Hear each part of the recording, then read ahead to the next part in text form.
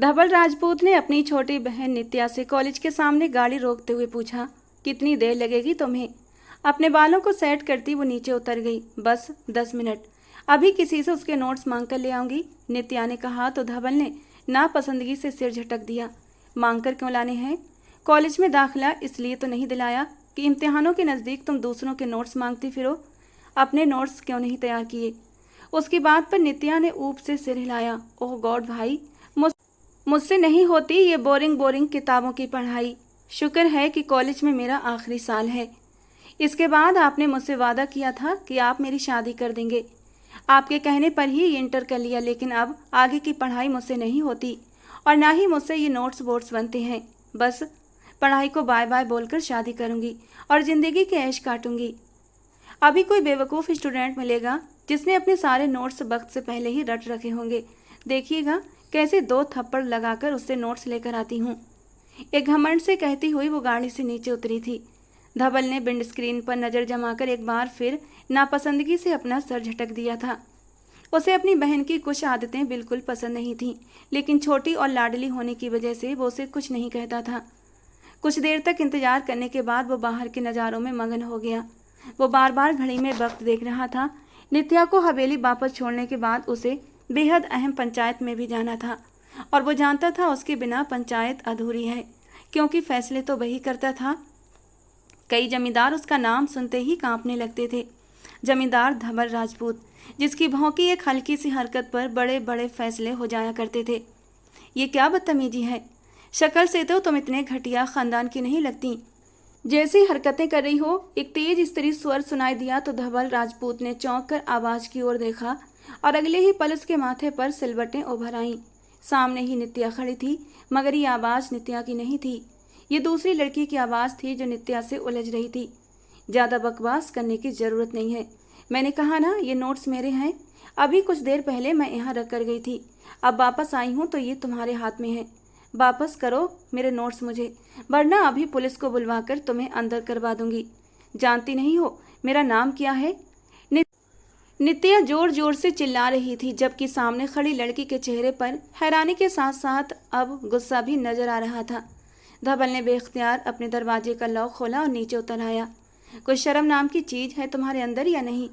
Notes के ऊपर बाकायदा मेरा नाम लिखा हुआ है और ये नोट्स मेरे हैं। इम्तिहानों के वक्त अगर तुम्हारे पास नोट्स नहीं है तो भिखारी बनकर मांग लो। तुम्हारी हालत पर तरस खाते हुए कोई न कोई तुम्हें नोट्स दे ही देगा, लेकिन किसी और की मेहनत चुराने की ज़रूरत नहीं है। और अपने ऊंचे ख़ानदान का घमंड भी अपने पास रखो। वो लड़की भी कुछ कम नहीं थी। हवेली की बिगड़ी हुई नवाबजादी नित्या का मूड और बिगड़ गया। भला किसी में इतनी हिम्मत कि उसे जवाब दे? गुस्से के मारे नित्या का दायां हाथ उठते देख धवल ने जल्दी से अपने कदम आगे बढ़ाए थे, लेकिन उसके पहुंचने से पहले ही तूफान आ चुका था। सामने खड़ी उस सुनहरी आंखों वाली लड़की ने नित्या का उठता हाथ रोककर अपने हाथ से उसे एक जोरदार थप्पड़ जड़ दिया।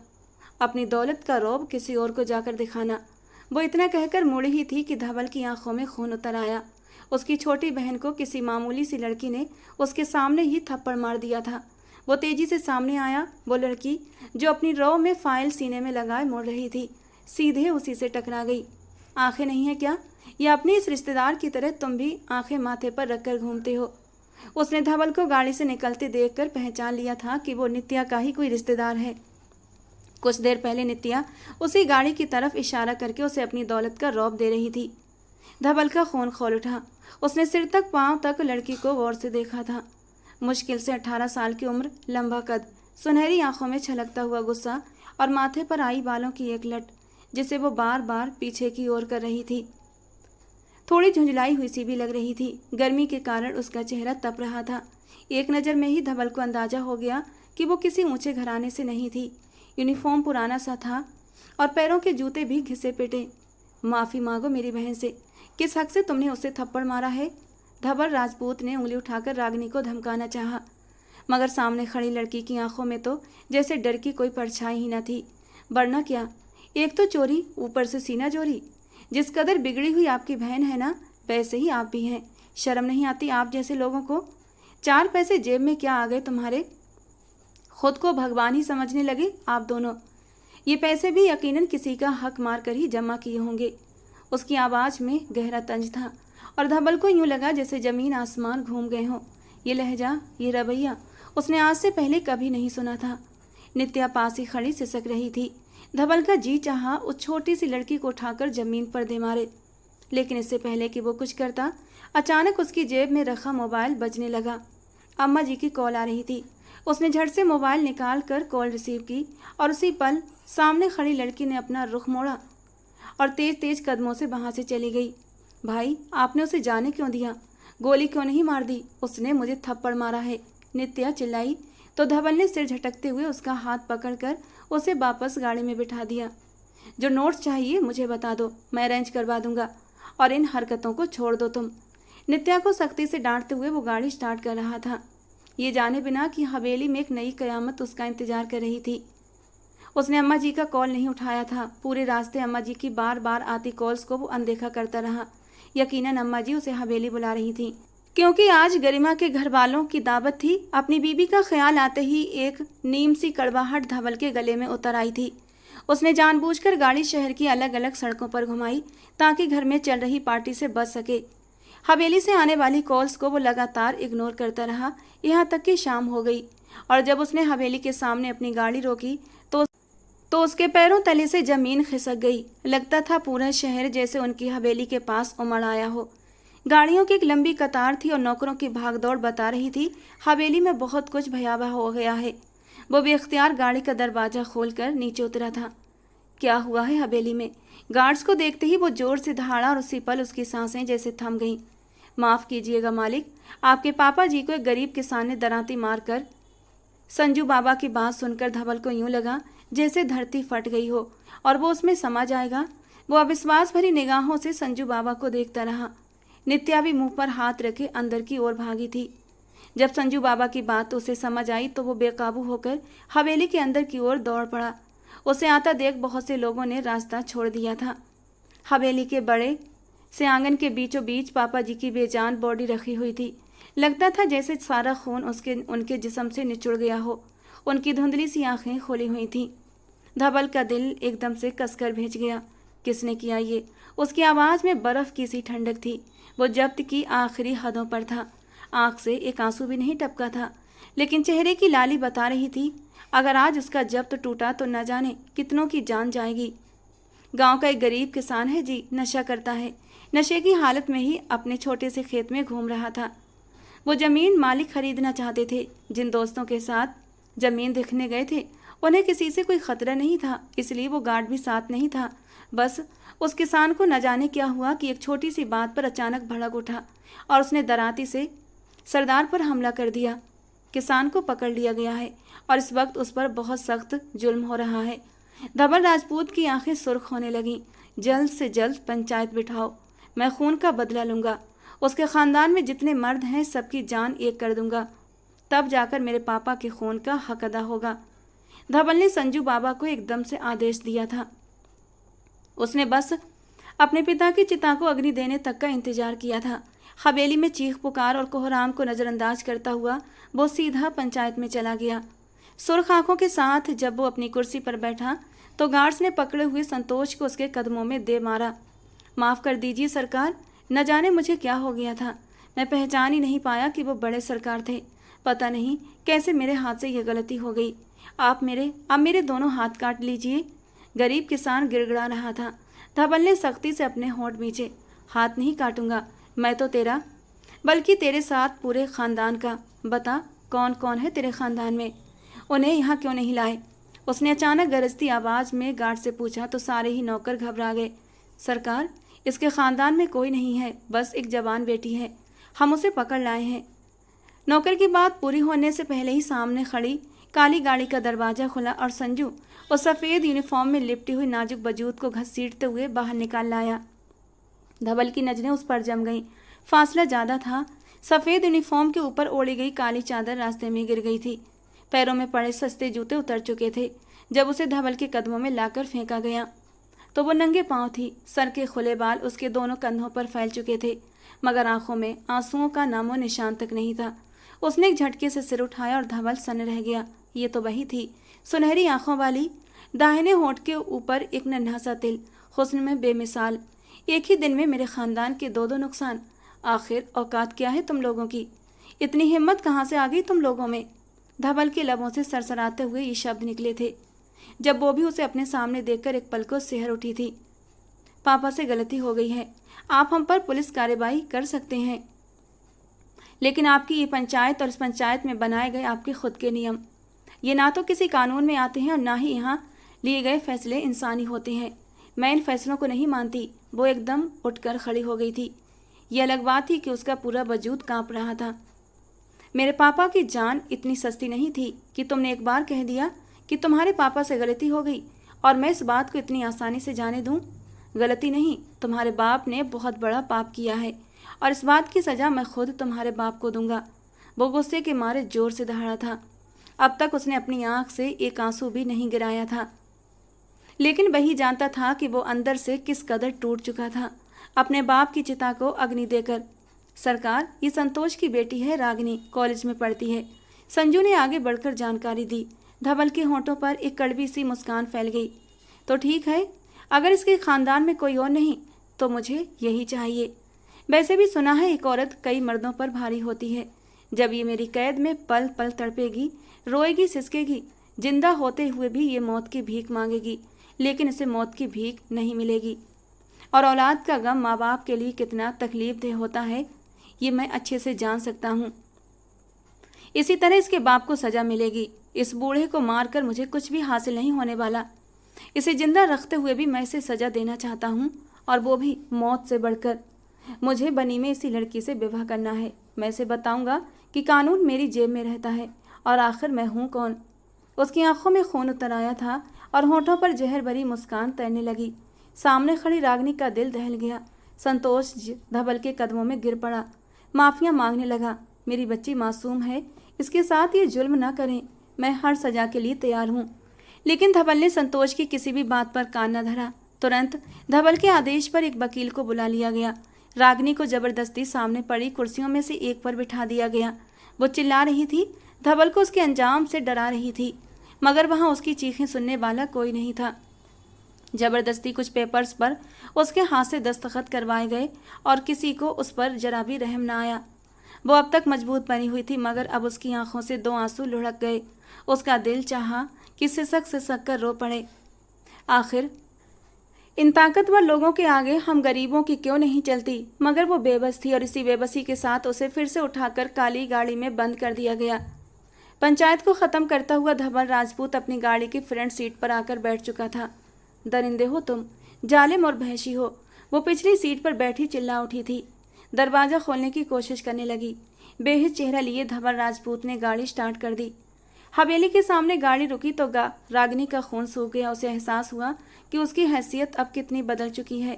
कल तक वो एक आज़ाद लड़की थी, एक बेपरवाह सी लड़की थी।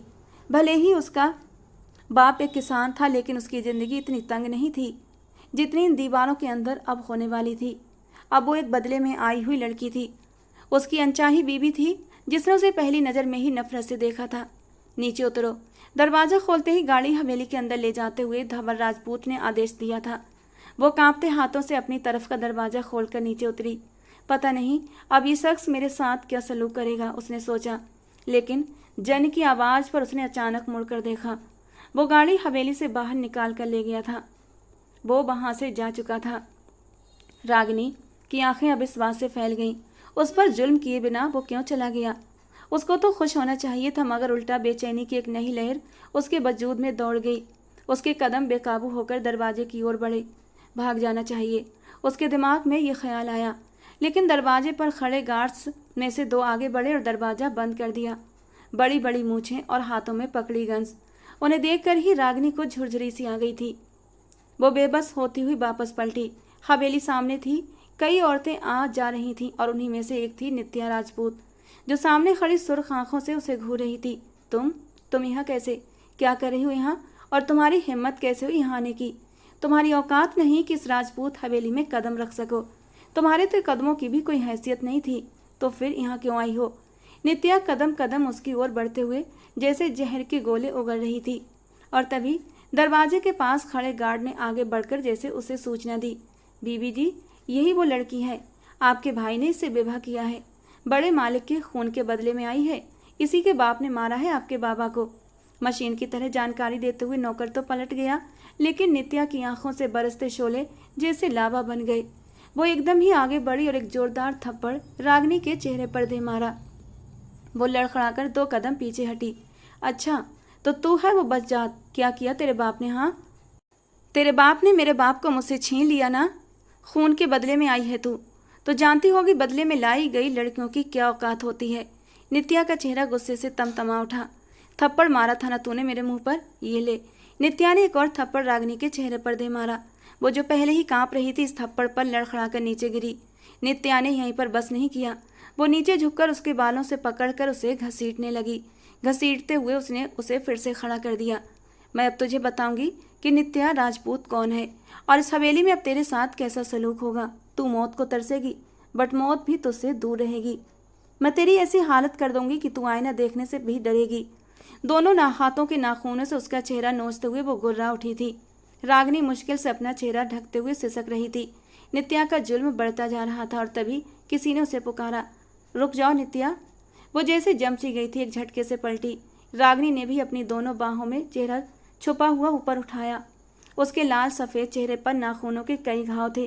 तकलीफ से उसकी आंखों में पानी उभर आया। सामने लगभग 40 से 45 साल की एक औरत खड़ी थी। चेहरे पर सख्ती, बालों में रंग, झुर्रियाँ और ढलता हुआ शरीर, लेकिन बेहद कीमती कपड़े पहने हुए। वो एक कदम आगे बढ़ी। रागिनी को लगा शायद वही उसे नित्या के जुर्म से बचा ले। ओह, तो तू ही है वो जिसने धवल जी से विवाह किया है? उसने उसे सिर से पांव तक घूरते हुए कहा। रागिनी सिहर उठी। अचानक उसने रागिनी की ठोड़ी पकड़कर ऊपर उठाया। जबान है, खूबसूरत भी है। धवल ने तुझसे विवाह किया है तो कुछ सोच कर ही किया होगा। मेरी जगह लेना चाहती है? अचानक उस ठोड़ी पर रखा हुआ उसका हाथ गर्दन पर जा पहुंचा। रागिनी की आंखें हैरानी से फैल गईं। उसकी सांसें भी रुकने लगीं। गरिमा नाम है मेरा। धवल की पत्नी सिर्फ मैं हूँ और हमेशा मैं ही रहूंगी। बदले में लाई गई लड़कियों की औकात बिस्तर नहीं, जमीन का सख्त फर्श होता है। और तेरी भी वही औकात है। कहाँ जा रही थी? अंदर धवल के कमरे में? नहीं, तेरी जगह जानवरों के साथ है। तू वहीं रहेगी और अगर धवल की तरफ नजर उठाकर भी देखा तो तेरी आंखें निकाल लूंगी। उसने उसके कान के पास मुंह लाकर बर्फीले लहजे में कहा था और रागिनी का बदन कांपने लगा। गरिमा के इशारे पर 2 नौकरानियां आगे बढ़ीं और रागिनी को पकड़ लिया। वो चिल्लाने लगी, भगवान के लिए मुझे छोड़ दो, मैंने कुछ भी नहीं किया। अब तक वो सब कुछ सहती आई थी, मगर अब उसकी हिम्मत जवाब दे चुकी थी। वो नौकरानियां उसे घसीटते हुए ले गईं। उसकी चीखें बेमानी हो चुकी थीं। उसे ले जाकर जानवरों के चारा रखने वाले कमरे में पटक दिया गया। वो रोती चिल्लाती पलटी, लेकिन दरवाजा बंद हो चुका था। आंसू उसके गालों पर तेजी से बहने लगे। वो सिसकती हुई जमीन पर बैठती चली गई। यहाँ कौन था जो उसकी मदद को आता? जिसके नाम पर वो यहाँ आई थी वो तो उसे दरवाजे पर ही छोड़कर जा चुका था। और यहाँ के लोग उसके साथ क्या सलूक करने वाले थे, इसका अंदाजा अब उसे अच्छे से हो चुका था। कोठरी की सीलन भरी दीवार से पीठ टिकाए वो रोते रोते थक गई थी। तो पता नहीं कब उसे नींद आ गई। उसे आज इस कहावत का मतलब समझ में आया कि नींद तो सूली पर भी आती है। पता नहीं कितनी देर तक सोई रही। एक खटके से दरवाज़ा खुला और अचानक आंखों पर पड़ती रोशनी से वो घबरा गई। उसने हाथों से आंखें ढकी। चल उठ महारानी, आराम करने नहीं आई है तू जो यहाँ टांगे पसार कर बैठी है? चल जाकर बर्तन धो, गरिमा बीबी का हुक्म है। तुझसे तब तक काम करवाना है जब तक तेरी हड्डियों से आवाज़ें ना आने लगे, क्योंकि तू बदले में आई हुई लड़की है। नौकरानी ने बेजान लहजे में कहा और उसका बाजू पकड़कर खींचा। वो जो अभी तक गहरी नींद में थी एकदम से घबरा गई। छोड़ो मुझे, मैंने कुछ भी नहीं किया, मुझे वापस जाने दो। ये शब्द जैसे अब उसकी जबान पर रट चुके थे, लेकिन नौकरानी को कोई फर्क नहीं पड़ा। वो उसे बाजू से खींचती हुई बाहर ले गई।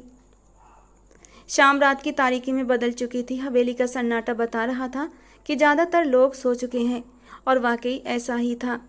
घड़ी में रात के 2 बज रहे थे।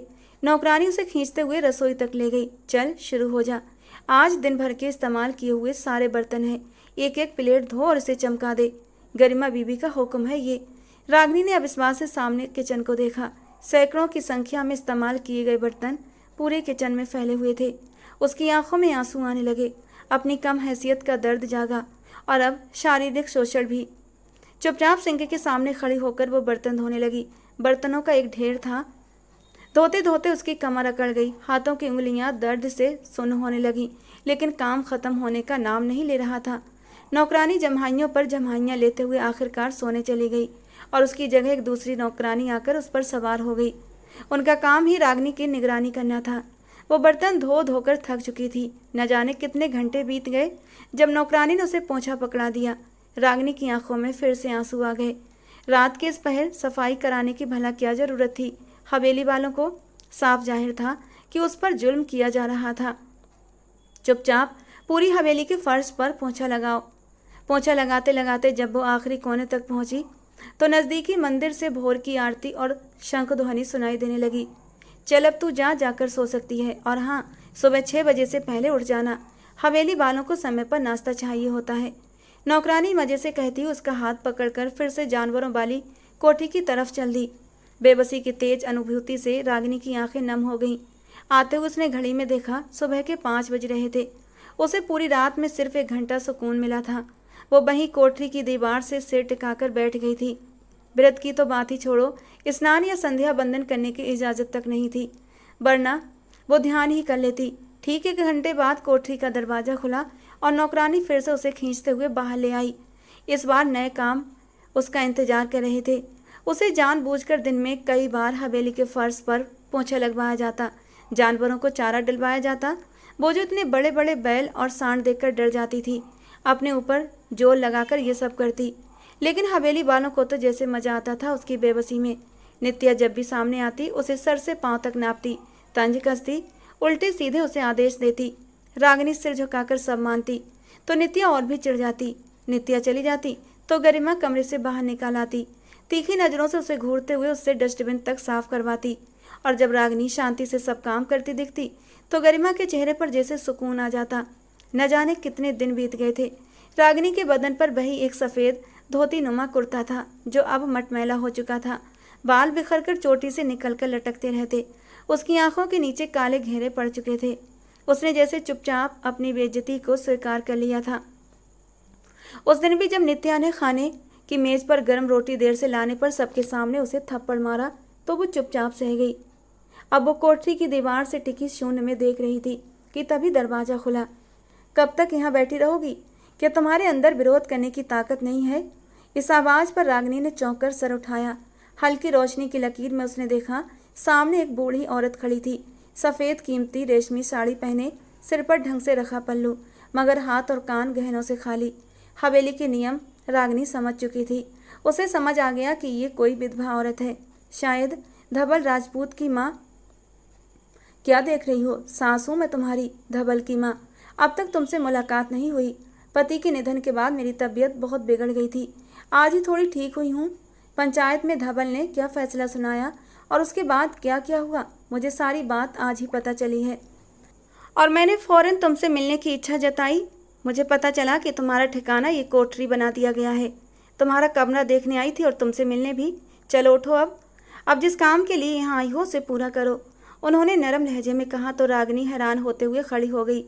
उसे लगा ये बूढ़ी औरत भी शायद कोई जलील करने वाला काम सौंपेगी, उस पर जुल्म के पहाड़ तोड़ेगी, अपने दिल की आग को ठंडा करेगी। आखिर को उसके पति की मौत हुई थी रागिनी के बाप के हाथों।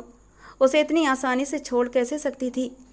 वो दुखते हुए जोड़ों के साथ उनके पीछे चल पड़ी और तब उसकी हैरानी की कोई सीमा न रही जब वो गलियारों से होती हुई एक बेहद आलीशान कमरे के सामने पहुंची। उसके कदम पल भर को रुक गए। रुक क्यों गई रागिनी? आओ। उस बूढ़ी औरत ने प्यार से रागिनी का हाथ थामा। तुम्हारा असली ठिकाना ये है, जानवरों की वो कोठरी नहीं। गरिमा से मैं खुद बात कर लूँगी कि आखिर किसकी इजाज़त से उसने तुम्हें उस कोठरी में बंद किया था। हैंडल घुमाते हुए उन्होंने दरवाज़ा खोला तो रागिनी की नज़रें अंदर तक गईं और जैसे वह हैरानी में जड़ हो गई थी। कौन सी सुविधा थी जो उस कमरे में मौजूद नहीं थी? लग्जरी फर्नीचर, ऑटोमेटिक लाइट्स और बेहद खूबसूरती से की गई सजावट। वहाँ हर चीज़ से अमीरी झलक रही थी। रागिनी ने घबराकर 2 कदम पीछे कर लिए। ये किसका कमरा है और मैं यहाँ क्यों रहूँगी? मैं तो बदले के लिए नौकरानी बनकर आई हूँ ना, उसने डरते हुए पूछा। तो अम्मा जी ने पलट कर उसे हैरानी से देखा। हाँ, बदले में इस हवेली की नौकरानी बनकर आई हो, लेकिन हो तो धवल के विवाह में ना। जो भी हुआ, जैसे भी हुआ, लेकिन तुम्हारा विवाह हुआ है धवल राजपूत से और इस हैसियत से तुम इस हवेली की बहू हो। इस कमरे में जाओ, अलमारी में तुम्हारे नाप के कई कपड़े रखे हैं, कपड़े बदलो, अपना रूप संभालो। मैं वर्षों से पोते की चाह में तड़प रही हूँ। गरिमा तो बांझ है, मुझे वंश की खुशी दे ही नहीं सकती। मेरा धवल बड़ों के किए गए फैसले का बोझ ढो रहा है।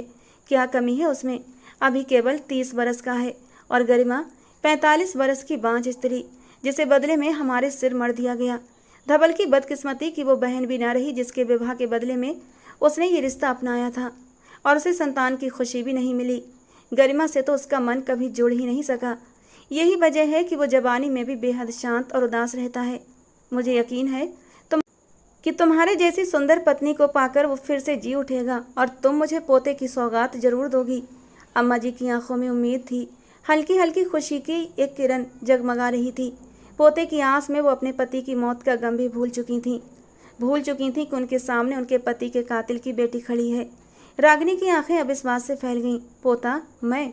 उसने खुद की तरफ इशारा किया तो अम्मा जी हंस पड़ी। हाँ भाई, तुम धवल की दूसरी पत्नी हो ना? अब चलो अंदर जाओ। उन्होंने उसका हाथ पकड़कर उसे कमरे के अंदर प्रवेश कराया और वो तो जैसे स्तब्ध रह गई। अलमारी से एक शानदार सा जोड़ा निकालकर उसके हाथ में थमाते हुए अम्मा जी ने उसे बाथरूम की ओर धकेल दिया।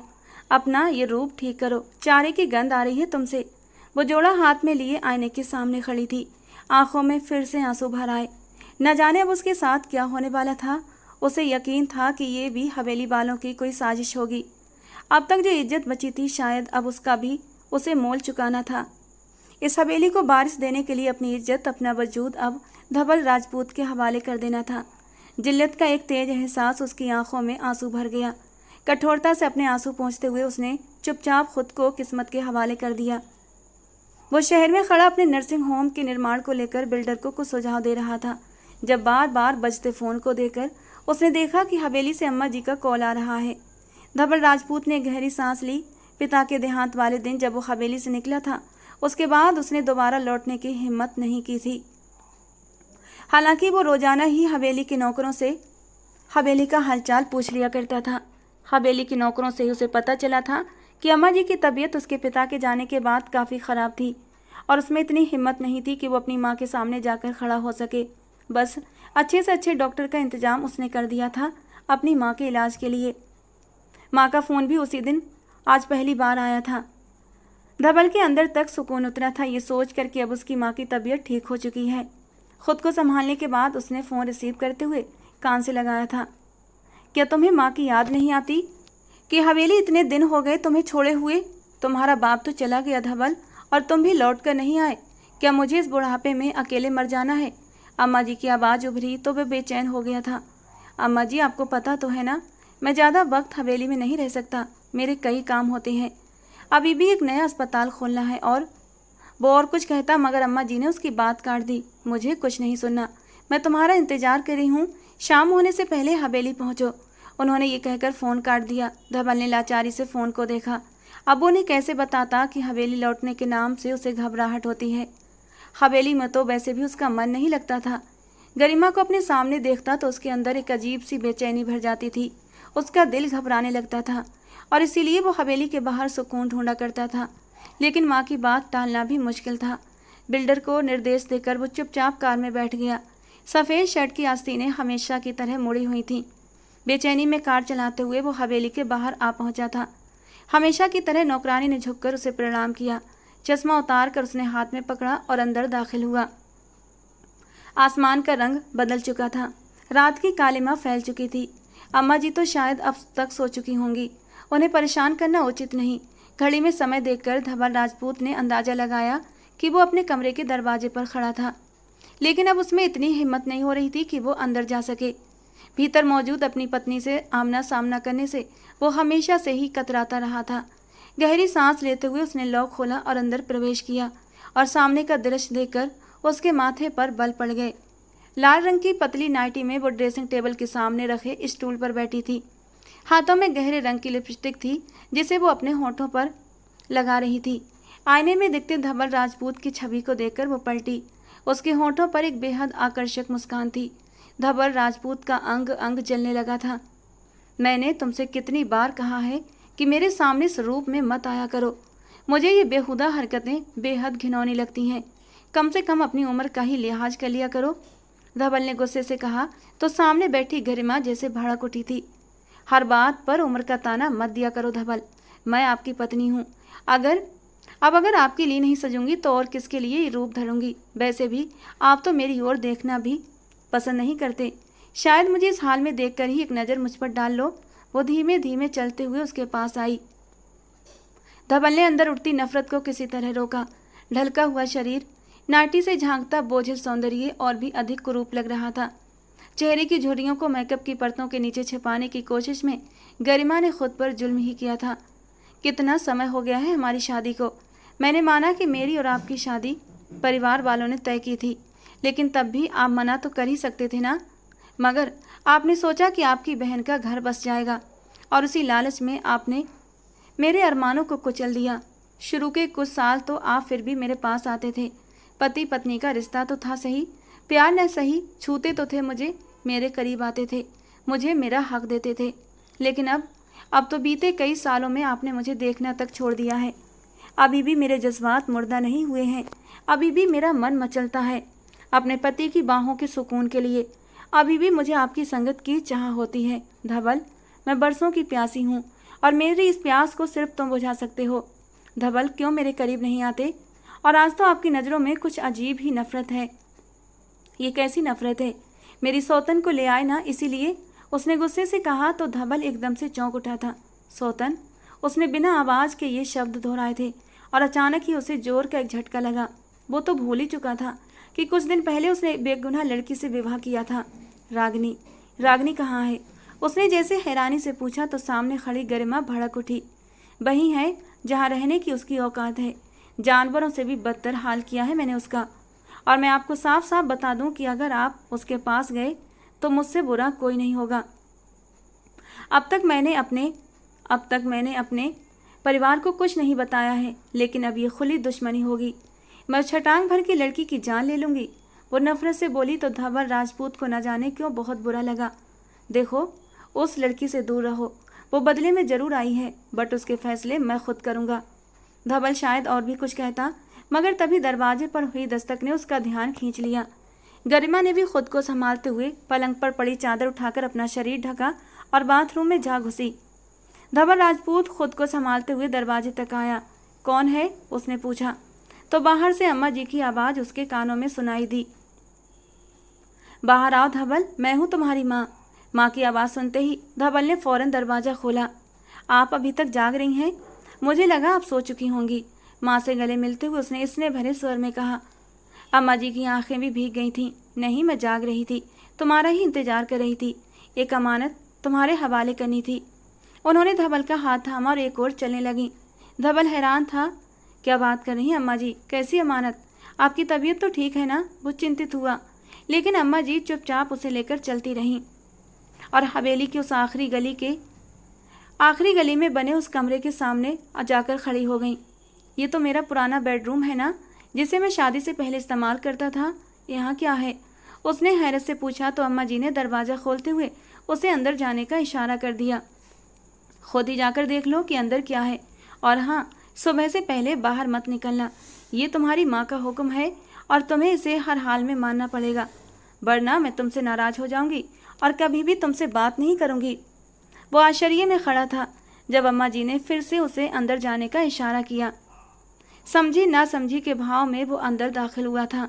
अंधेरे में कोई चीज़ साफ नहीं दिख रही थी। अपने पीछे बंद होते दरवाजे की आहट पर वो पीछे पलटा, लेकिन अगले ही पल कमरे में लगी स्वचालित लाइट्स जल उठीं। धवल ने पलट कर देखा और स्तब्ध रह गया। दीवार के पास वो खड़ी थी, आंखों में फैला डर और घबराहट वो दूर से भी देख सकता था। आप यहाँ क्यों आए हैं? मुझे बाहर जाना है। भगवान के लिए मुझे माफ़ कर दें, मुझे बाहर जाने दीजिए। आखिर कब तक ख़त्म होंगे आप लोगों के ये जुल्म? अपनी दौलत के नशे में आप लोग इंसानों को इंसान समझना भी छोड़ देते हैं। वो घुटी घुटी आवाज़ में बोल रही थी। अचानक ही धवल चौंक उठा था। उसके सफ़ेद चेहरे पर खरोंचों के निशान साफ दिख रहे थे। वो अनायास ही 2 कदम चलकर उसके पास आया। ये निशान कैसे हैं? निशान उसके चेहरे और गर्दन पर थे। हाथ की उंगलियों में से एक नाखून टूटा हुआ था। पैर का अंगूठा जख्मी था, जिस पर किसी पुराने कपड़े से पट्टी बांधी गई थी। दाईं आंख के पास एक नीला दाग था। उसका जायजा लेते हुए धवल उसके बिल्कुल पास आकर खड़ा हुआ था। ये सब किसने किया है तुम्हारे साथ? लेकिन रागिनी कुछ नहीं बोली थी, बल्कि उसे 2 कदम पीछे हटकर अपने आंसू साफ करने लगी। हे भगवान! एकदम से धवल ने अपने बालों को दोनों हाथों से जकड़ लिया था और छोड़ दिया। वो उस लड़की को हवेली में छोड़कर खुद तो चला गया था, मगर ये भूल गया था कि ये वही लड़की थी जिसने नित्या को थप्पड़ मारा था। यकीनन नित्या ने उससे बदला लिया होगा। वो तो अपनी बेइज्जती किसी भी तरह भूल नहीं सकती थी, और बदले में आई इस लड़की पर जुल्म करके यकीनन उसे बहुत मजा आया होगा। धवल राजपूत का दिल बैठने लगा। वही तो था इस सब का जिम्मेदार। मेरे पास मत आइए प्लीज़, दूर रहिए, मुझे यहाँ से जाने दीजिए। पापा से वो गलती से हुआ था। मैं उसकी सज़ा भुगत चुकी हूँ। मेरे साथ जानवरों से भी बदतर सलूक किया गया है। मैं वो सब सह सकती हूँ। मुझे दोबारा जानवरों वाली कोठरी में बंद कर दें। मैं सुबह से लेकर रात तक सारे काम कर लूँगी जैसे पहले कर रही थी। आधी आधी रात तक हवेली में पोंछा भी लगाऊंगी, सारे बर्तन भी धोऊंगी, नित्या और गरिमा बीबी के पैरों की मालिश भी कर दूंगी। लेकिन प्लीज़ मेरे पास मत आइए। जो आप मुझसे चाहते हैं वो मैं नहीं कर सकती। मैं आपके आगे हाथ जोड़ती हूँ। वो अचानक ही सिसक कर रोने लगी थी और धवल राजपूत स्तब्ध खड़ा रह गया। वो धीरे धीरे चलते हुए उसके बेहद करीब आ चुका था, इतना कि उसकी आंखों से गिरते आंसुओं की गर्मी को वो दूर से भी महसूस करने लगा था। उसकी गर्दन के दाईं तरफ एक लाल रंग का जलने जैसा निशान था। ऐसा लग रहा था जैसे किसी ने कोई गरम गरम चीज उसकी गर्दन पर लगाई हो। अनायास ही धवल ने हाथ बढ़ाकर उस निशान को छुआ था और वो जैसे तड़प उठी थी। उसकी पीड़ा को धवल राजपूत ने अपनी उंगलियों में उतरता महसूस किया। धवल की उंगलियों का स्पर्श इतना नरम था कि रागिनी उस नरम स्पर्श में एक पल के लिए डूब गई थी। सारी नफरत झाग बनकर बैठती चली गई और अब वो तड़प तड़प कर रो पड़ी थी। धीरे से उसे अपने सीने से लगाते हुए धवल ने उसे अपनी बाहों में भर लिया था और रागिनी को ऐसा लगा जैसे वो किसी मजबूत छांव के नीचे आ गई हो। धीरे धीरे उसकी पीठ पर हाथ फेरते हुए धवल उसके वजूद की नाजुकी में खोने लगा था। यहाँ आने से पहले तो उसे एहसास भी नहीं था कि वो यहाँ आकर इस तरह हार जाएगा, लेकिन ये हकीकत थी कि अपने सामने खड़ी उस नाजुक सी लड़की को यूँ टूटता देखकर वो खुद भी अपनी हार स्वीकार कर चुका था। धीरे धीरे धवल अपने नरम होठों से उसके जख्मों को छूकर जैसे उन पर मरहम रख रहा था। कुछ पल के लिए धवल की छुअन से रागिनी घबराई थी, झिझकी थी, शर्माई थी, लेकिन धीरे धीरे वो भी इस स्पर्श में खोने लगी थी। और जब धवल ने उसे बाहों में लेकर बेड पर लिटाया और उसे हर पर्दे से आज़ाद किया तो वो फिर से सिसक उठी थी। प्लीज़ धवल, प्लीज़ ये सब ना करें। उसकी आंखों में एक विनती थी, लेकिन धवल अब बुरी तरह मदहोश हो चुका था। क्यों ना करूं? पत्नी हो मेरी, शादी की है तुमसे। पिछले 3 सालों से मैं गरिमा के पास नहीं गया हूं, क्योंकि जब भी उसे देखता हूं तो मुझे घिन महसूस होती है। नहीं मन करता उसके करीब जाने का। 3 सालों से इस रिश्ते के लिए तरस रहा हूं, और जब मेरे सामने मेरी जायज़ रिश्ते में बंधी पत्नी मौजूद है तो मैं अपने कदम पीछे क्यों खींचूं? और मैं तुमसे वादा करता हूं इस रिश्ते को पूरी सच्चाई से निभाऊंगा। तुम्हें वो मान और सम्मान दूंगा जिसकी तुम हकदार हो। ये कहकर धवल ने उसकी मुलायम धड़कनों से वो आखिरी पर्दा भी हटा दिया था और बेकरार होकर उसकी मुलायम धड़कनों पर झुक गया था। खुद को किस्मत के हवाले करते हुए रागिनी उन पलों में डूबने लगी थी। रागिनी को लगा था धवल ये काम भी जुनून में आकर करेगा, अपनी सारी नफरतें उस पर उंडेल देगा, लेकिन ऐसा नहीं हुआ था। वो बहुत नरमी से उसे छू रहा था, कभी होंठों से तो कभी उंगलियों की सरसराहट उसके वजूद पर होती, और हर छुअन में रागिनी मदहोश होती जा रही थी। नरम होठों पर झुकता हुआ वो सब कुछ भूल चुका था। बरसों के बाद उसे ये सुकून नसीब हुआ था और उन सुकून के पलों में वो पूरी तरह से डूब जाना चाहता था। एक झटके से वो रागिनी के वजूद में उतर चुका था। एक सिसकी थी जो रागिनी के लबों से निकली थी, लेकिन धवल ने उसके होठों से वो सिसकी चुरा ली थी। पहले हल्का हल्का दर्द जो अब रागिनी को सुकून देने लगा था। आंखें बंद करते हुए वो इन खूबसूरत जादू भरे पलों में डूब चुकी थी।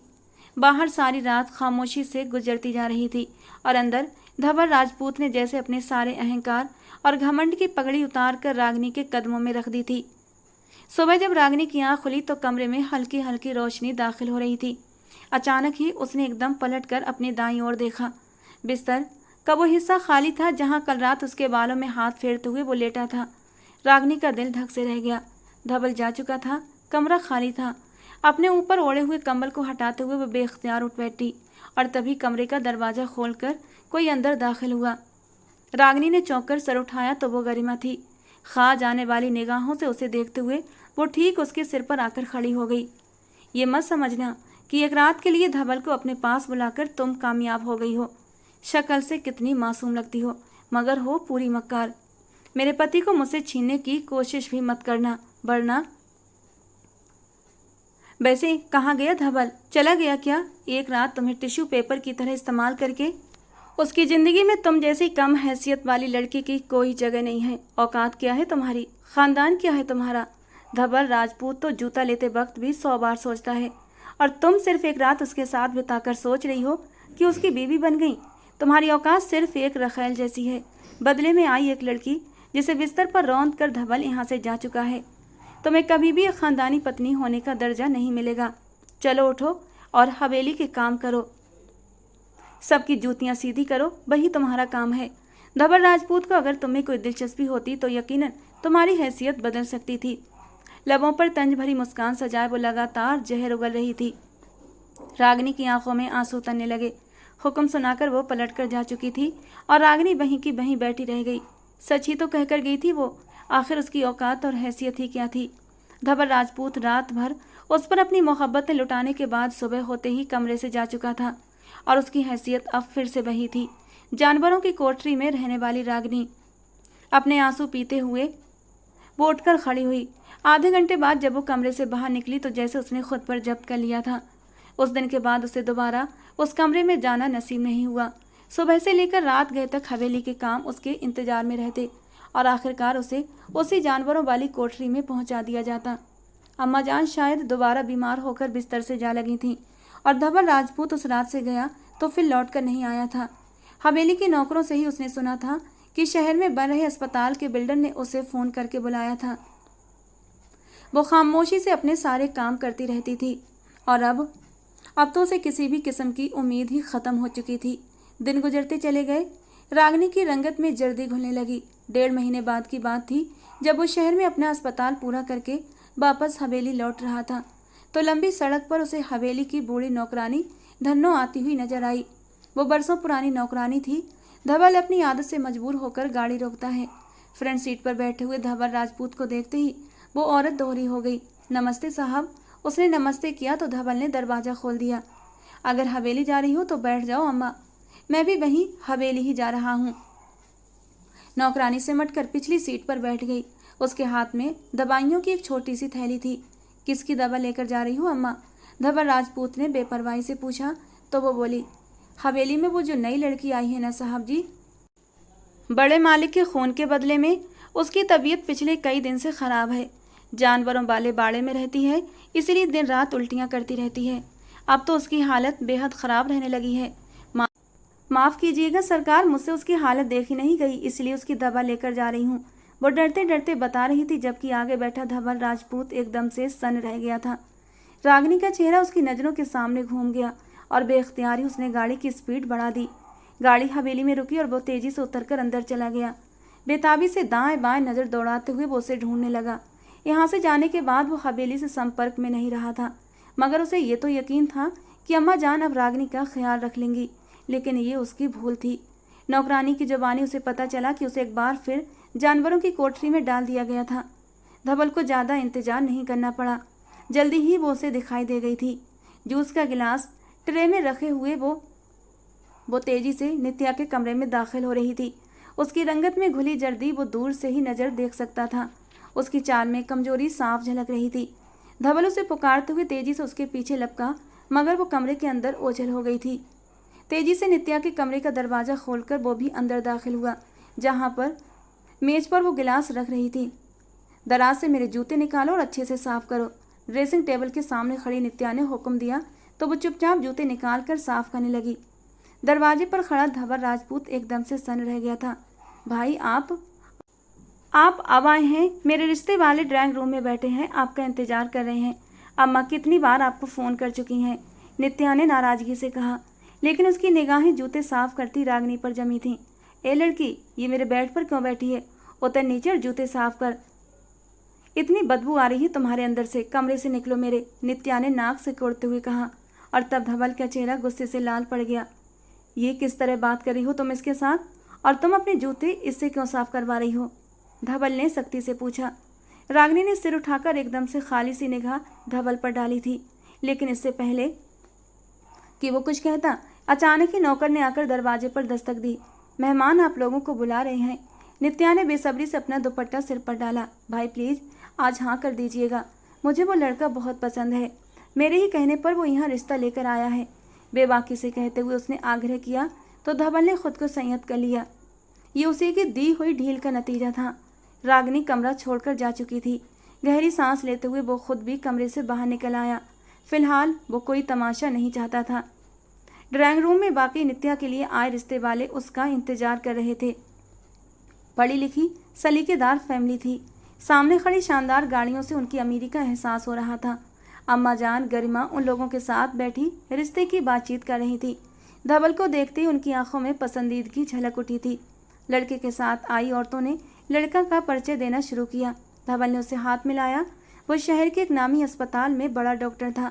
धवल को पहली नज़र में ही वो लड़का अच्छा लगा।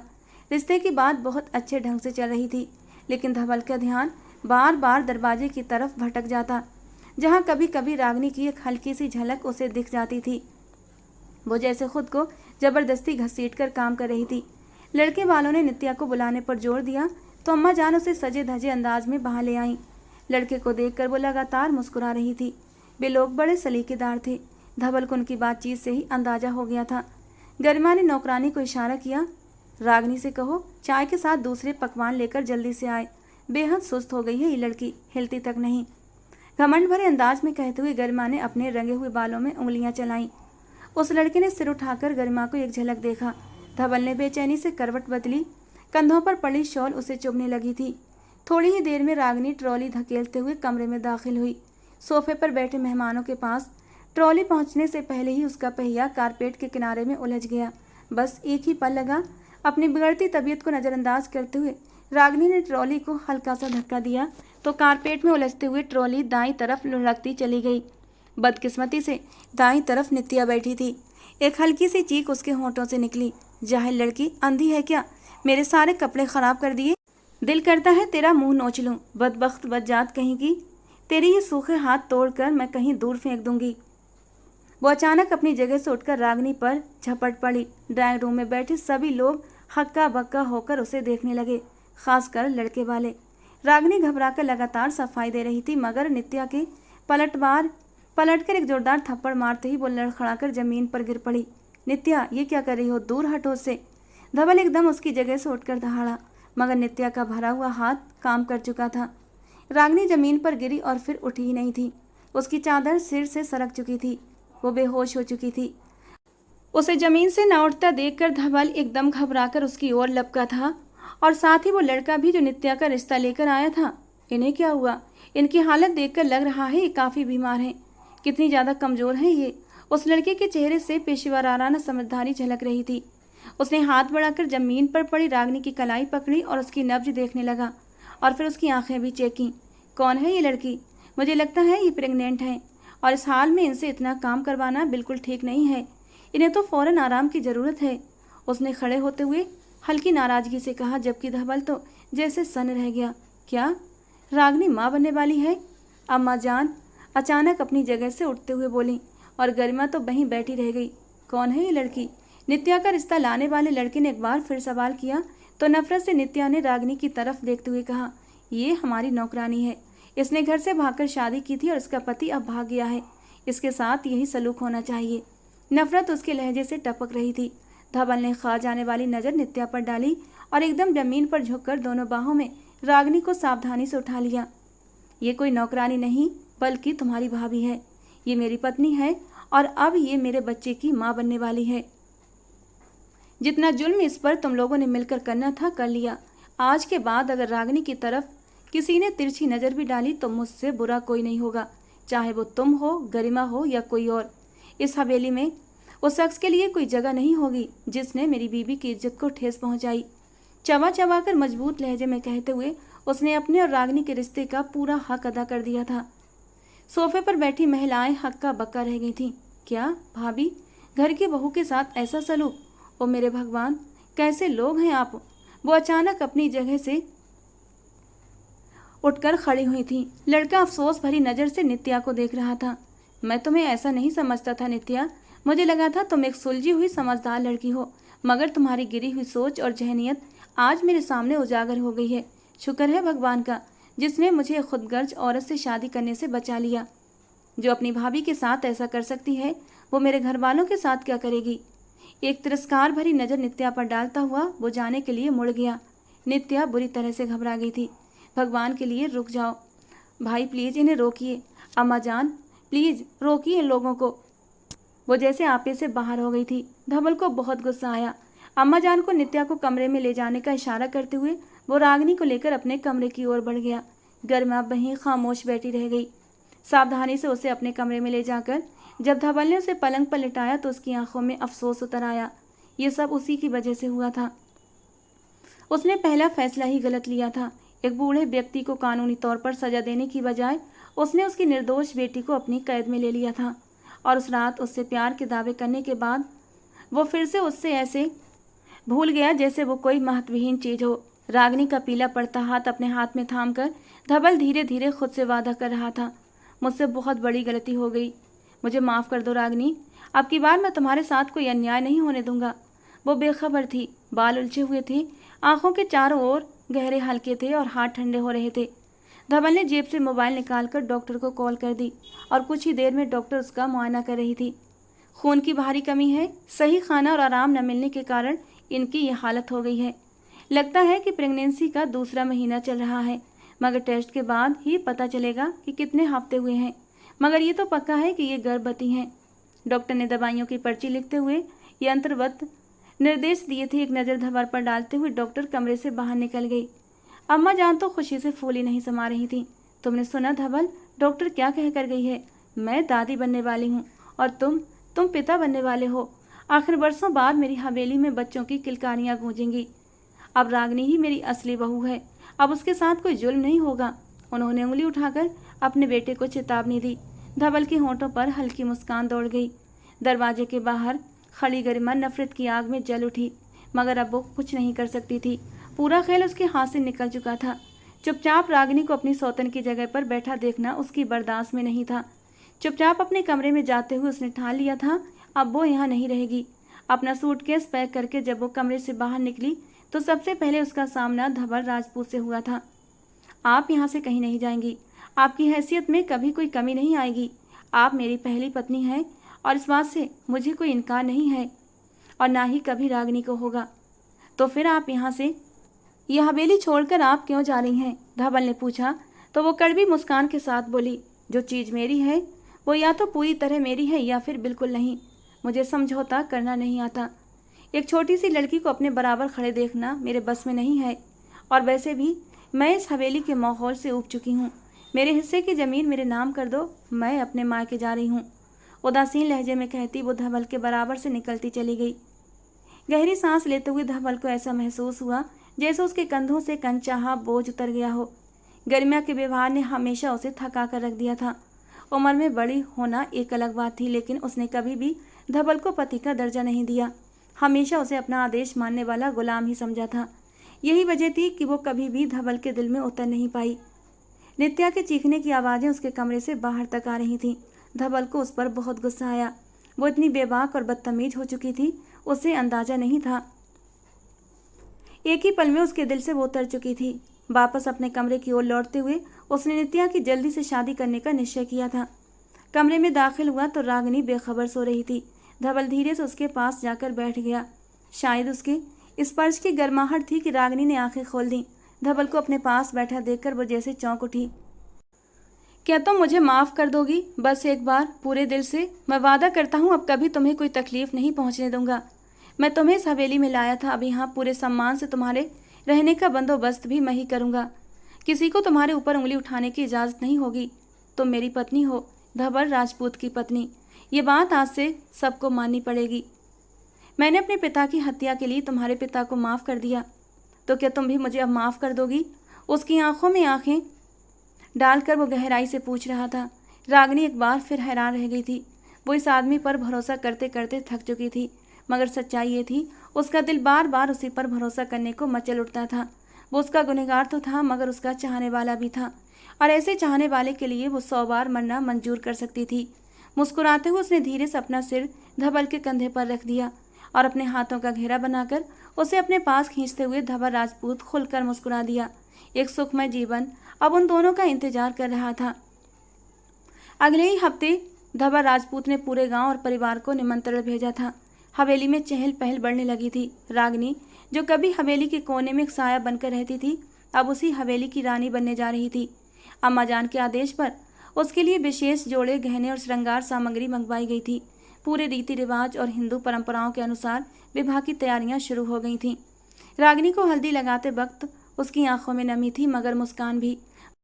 वो अब किसी के लिए बोझ नहीं थी, बल्कि अब उसका भी एक सम्मान था, एक अपना स्थान था। धवल को जब मंडप में रागिनी पीले जोड़े में सजी दिखाई दी तो उसकी आंखें बरस पड़ीं। वो पहली बार किसी को इतना सुंदर, इतना पवित्र महसूस कर रहा था।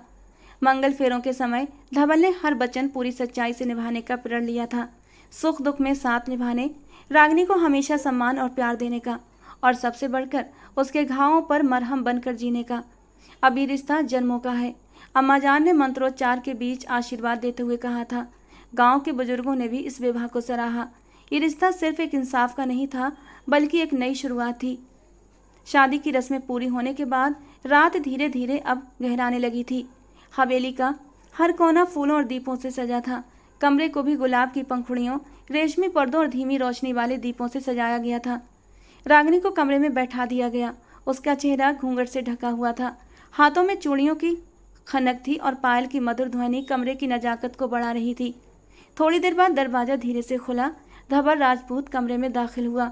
उसके चेहरे पर एक सचाहट भी थी और सच्चा प्रेम भी। वो धीरे धीरे रागिनी के पास आया, कुछ पल तक चुप रहा और फिर धीरे से बोला, रागिनी, आज हम दोनों ने 7 वचन लिए हैं, लेकिन मैं एक वचन और देना चाहता हूँ। मैं तुम्हें कभी उदास नहीं होने दूंगा, कभी वो आंसू नहीं आने दूंगा जो इस हवेली में तुमने अकेले में बहाए थे। रागिनी की पलकों से एक मोती टपका और घूंघट के नीचे कहीं छुप गया। क्या मैं घूंघट हटा सकता हूँ? धवल ने इजाजत मांगी। रागिनी ने धीमे से सिर हिलाया। जब घूंघट उठा तो उसकी आंखों में सजे संकोच, पीड़ा और प्रेम को देखकर धवल के दिल में भावनाओं का समंदर उमड़ पड़ा। तुम डर रही हो? उसने धीरे से पूछा। नहीं, बस यकीन नहीं हो रहा कि कोई मुझे सच में अपनी इज्जत समझ रहा है। रागिनी की आवाज़ भीगी हुई थी। धवल ने उसका हाथ थामा और धीरे से बोला, तुम मेरी इज्जत नहीं, मेरी पूजा हो रागिनी, और आज से मेरा जीवन सिर्फ तुम्हारा है। फिर उसने उसके माथे पर अपने होंठ रख दिए। वो पहला स्पर्श जिसमें न कोई हवस थी, न कोई अधिकार, सिर्फ समर्पण था। उसने धीरे से रागिनी की हथेलियों को चूमा, उन घावों को देखा जो अब धीरे धीरे भर रहे थे।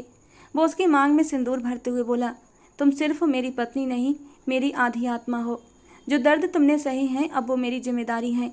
रागिनी की आंखों से बहते आंसू अब किसी दुख के नहीं थे, बल्कि खुशी के थे। वो एक सुरक्षित आंगन में आ चुकी थी। फिर धवल ने उसे अपने करीब खींच लिया, पर बिना जरा भी जल्दबाजी किए। उसका सिर अपने कंधे पर हल्के से टिका लिया। कमरे की रोशनी धीमी हो गई थी। रागिनी उसके दिल की धड़कनों को सुन सकती थी। आज तुम थक गई हो, सो जाओ, मैं यहीं बैठा हूँ। वो उसके बालों में उंगलियां फिराते हुए बोला, नहीं नहीं धवल, मैं जागना चाहती हूँ तुम्हारी बाहों में। रागिनी की धीमी आवाज़ में विश्राम था। धीरे धीरे दोनों एक दूसरे के आलिंगन में समा गए थे और समय जैसे थम सा गया था। रात भर कोई कुछ नहीं बोला, कोई शारीरिक मांग नहीं और कोई शोर नहीं, बस आत्माएं एक दूसरे में समा रही थीं। अगली सुबह धवल की आंखें खुली तो रागिनी अब भी उसी के सीने पर सिर रखे मुस्कुरा रही थी। क्या देख रहे हो? रागिनी ने मुस्कुराकर पूछा। अपने जीवन की सबसे सुंदर सुबह, धवल ने धीरे से जवाब दिया। खिड़की से आती हल्की किरणें उनकी नई शुरुआत का स्वागत कर रही थीं। हवेली के मंदिर में शंख बज रहा था, जैसे जीवन अब नई दिशा की ओर लेकर जाने वाला था। दोस्तों, आज की हमारी कहानी आपको कैसी लगी कमेंट बॉक्स में ज़रूर बताना। पसंद आई हो तो प्लीज़ लाइक करना। रोज़ ऐसी और रोमांटिक कहानियों के लिए हमारे चैनल से जुड़े रहना। मिलते हैं दोस्तों अगली किसी नई और रोमांटिक कहानी के साथ।